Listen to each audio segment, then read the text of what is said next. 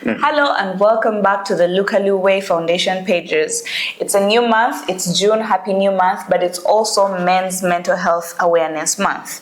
As we get into the celebrations and supporting of men within our communities, we have a topic today and a guest. But before we get into that, statistically speaking, 16% of people in the world love to be isolated, but in that 16%, 15% are men.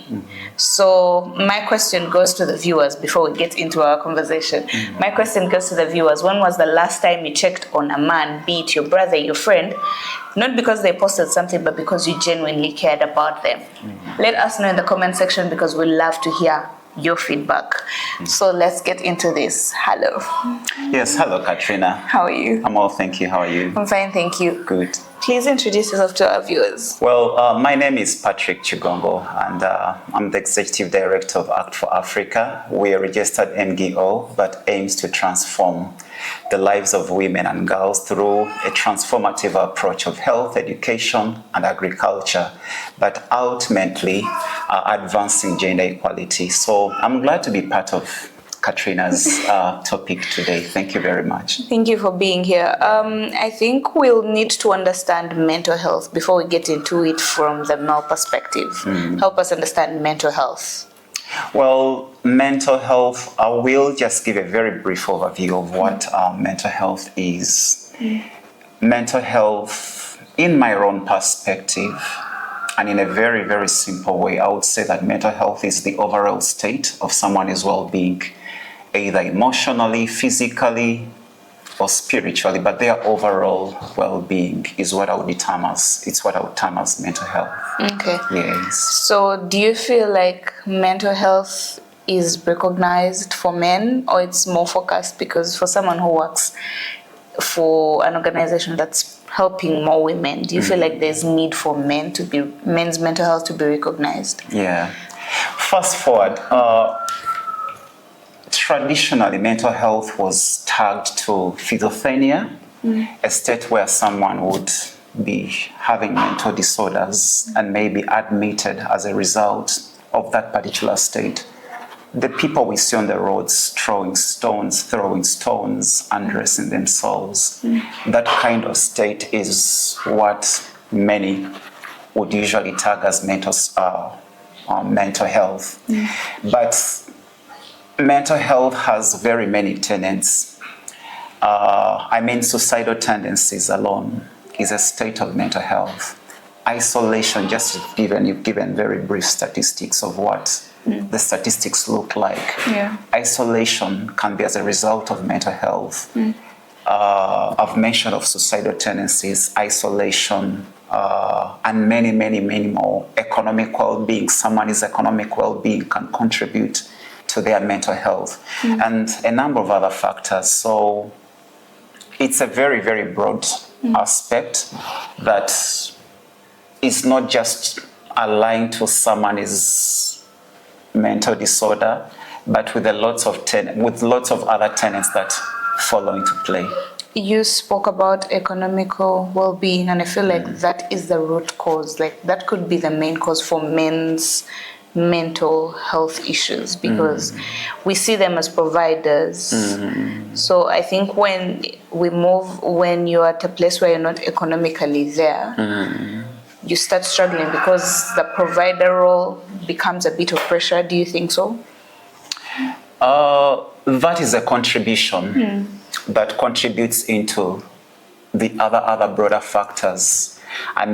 Someone's economic state as a result of the many responsibilities largely contributes to how overall, in the beginning I mentioned of mental health being the overall condition or overall state of someone's well-being. And so if you say economically capacitated in one or another, having the weight of the economic pressures that in some way contributes largely on how you feel, and outwardly will also be visible on how you behave. So yes, that is a very, very big factor. And today there are many, many factors. That it's such a big contribution. And when we come to economic well-being of an individual, as a man, I think, look at the responsibilities they have. Yeah. One, to care for their homes.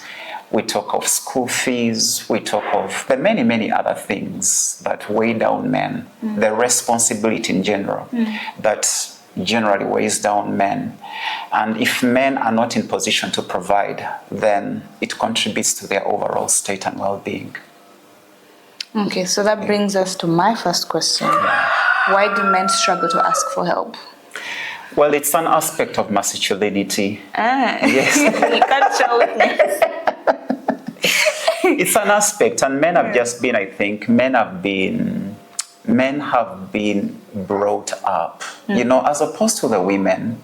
Women have always been brought up in a society of who speaks to them. Someone speaks to a woman. Whereas for the men, the question is, who speaks to the men? Yeah. That's a very, very big question. And so there has been that societal gap that no one speaks to the men to encourage them to feel and know that there are people that care about their concerns and challenges. So the aspect of I'm a man, the masculinity aspect of a man, I think puts them at a position where they feel I'll be less of a man if at all I open up of what I'm going through. And as a result, men tend to die with their own problems. So to use dying in the context of Isolating. Yes, yeah. Okay. I didn't know it had to be the masculine thing. Are you sure? Well, I think masculinity of a man of okay, I'm a man. I've been brought up to be strong. Men don't cry. Have you heard of that saying? Yeah, men I was going to say, Yes. I think it's more of a community thing where, like, as a man, why you cry? Yes, Yeah. yes. But in essence, again, ironically, there are men who are beaten.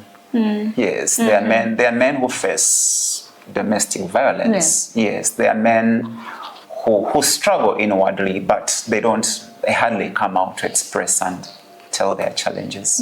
Yeah, and that's largely as a result of how a man has been brought up worldwide. Okay. So what is the difference between resilience and emotional suppression? Well, resilience is the ability to step up out of a situation, out of a challenge. The ability to step out and bounce back again. Yeah. Whereas emotional suppression is you're more of suppressed not to come out and bounce back in the face of the challenges you could have gone through. So the ability to bounce back after a challenge or after a problem is what I would call resilience. With us, emotional suppression is you're dying within you, you're suppressed with the challenges and the problems that you're having, and as a result, you are affected and hence battling with all the sorts of mental health challenges. So the first is you get suppressed. Yes. If I'm getting it right. Your emotions get suppressed. Yeah. Leading you to either isolation, depression, suicidal thoughts. Yeah. Okay. Okay, that's new information. Okay. I love that. So, what support systems? Because as the Lukalue Foundation, we believe in helping not just to build individual businesses, but also helping people to be stable mentally. So, what support systems do you think the communities should build to support men, for men to feel supported? I think one of the strongest pillars of what I would call a support system would be three in my own view. One is God. That is very, very, you have a spiritual connection. Yes.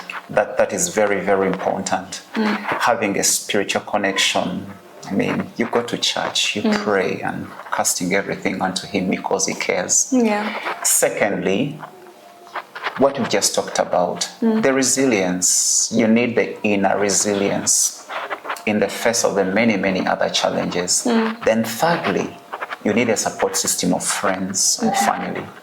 I think those three anchors are very, very supportive in holding someone together in the face of mental health challenges.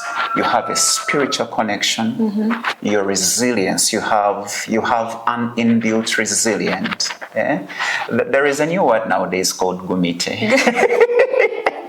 You know that word? Yes. Whatever it means anyway. But it's a word that, in essence, kitegeeza omuntu omwegumivu.